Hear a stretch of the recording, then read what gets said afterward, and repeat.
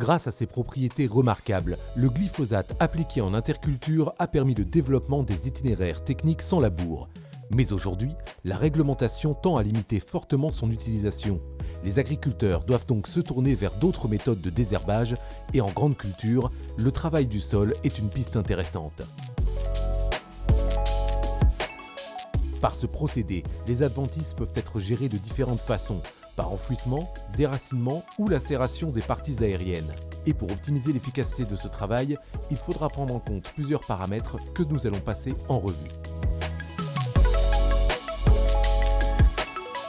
Dans certains itinéraires techniques, le labour est réalisé tous les 3-4 ans, ce qui permet dans la plupart des cas de réduire la pression des graminées adventices. Ça permet d'obtenir des intercultures moins sales, plus faciles à gérer en l'absence de glyphosate.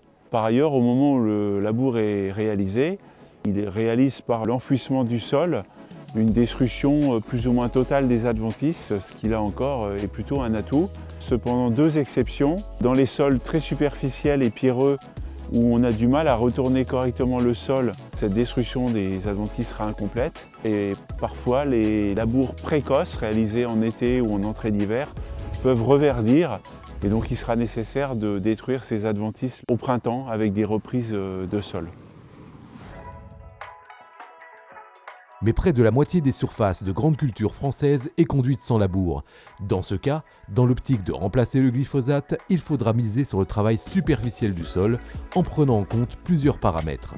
Le premier paramètre à prendre en compte, c'est d'avoir un outil qui travaille 100% de la surface du sol de manière à déraciner la totalité des plantes. Il faut également prendre en compte l'espèce d'adventice à gérer et son stade. Nos résultats d'essai montrent que les dicotylédones, de leur levée jusqu'au stade 2 ou 3 feuilles, sont extrêmement sensibles à la destruction mécanique par un travail du sol superficiel. Ça reste vrai au-delà de 3 feuilles pour la plupart des espèces de dicotes. Malgré tout, certaines se montrent un petit peu plus résistantes passé ce stade. Quant aux graminées, elles restent sensibles au désherbage mécanique jusqu'au stade de 3 feuilles, quelles que soient les conditions climatiques. Mais dès le stade débutalage, leur système racinaire est plus difficile à séparer de la terre, rendant leur dessèchement difficile en conditions peu séchantes. Donc on a identifié dans nos essais qu'il y avait différentes conditions qui pouvaient améliorer l'efficacité et qui sont donc à mettre en lien avec le dessèchement des plantes. Donc c'est d'une part l'humidité du sol, plus le sol est sec, plus ce sera efficace. Les conditions climatiques, quand elles sont séchantes, c'est forcément même indispensable pour ces graminées talées. Le choix d'outils va également avoir un impact sur la gestion des graminées. Les outils animés se montrent particulièrement efficaces pour séparer la terre des racines.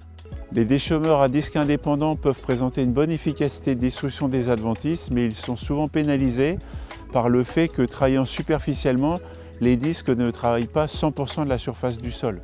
On a donc des petites bandes non travaillées et donc il est extrêmement important de vérifier les réglages et notamment d'avoir une profondeur de travail suffisante pour scalper, si possible, 100% de la surface. Les outils à dents sont plus adaptés pour une destruction sur 100% de la surface, tout en restant relativement superficiels, notamment s'ils sont équipés de socles larges. On peut optimiser le travail de ces outils à dents en enlevant le rouleau, en le remplaçant par une herse à l'arrière de l'outil qui va traîner les adventices à la surface du sol et séparer la terre des racines. En présence de graminées jeunes ou talées, plusieurs passages seront nécessaires pour l'obtention d'un sol exempt d'adventices viables. Et si le travail superficiel risque de se montrer peu efficace pour des raisons climatiques, d'autres leviers doivent être trouvés, comme par exemple le retour au labour. Un des leviers pour se passer de glyphosate quand les jours disponibles sont très limités, ça peut être de modifier l'enchaînement des cultures dans la rotation. Par exemple, sur la station de Boigneville, on a placé l'orge de printemps qui se sème très tôt en sortie d'hiver derrière un précédent betterave ou maïs grain et ça nous permet d'intervenir sur des parcelles plus propres que s'il s'agissait d'un précédent blé.